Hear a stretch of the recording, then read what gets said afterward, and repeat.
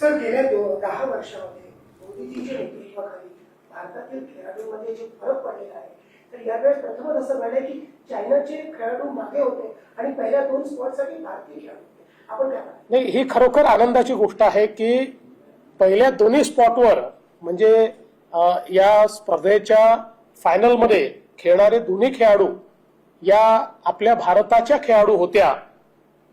दिव्या देशमुख आणि कुनेरू हम्पी.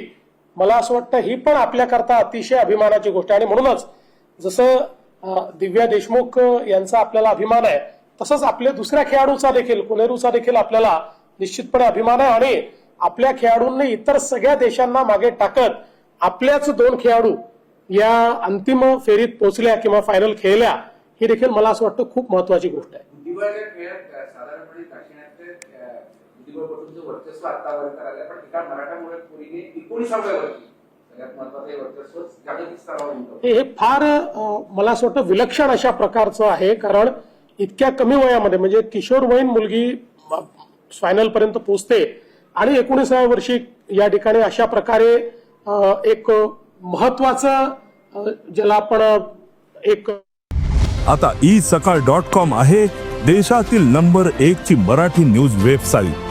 प्रत्येक अपडेटसाठी isakal.com ला नक्की भेट द्या.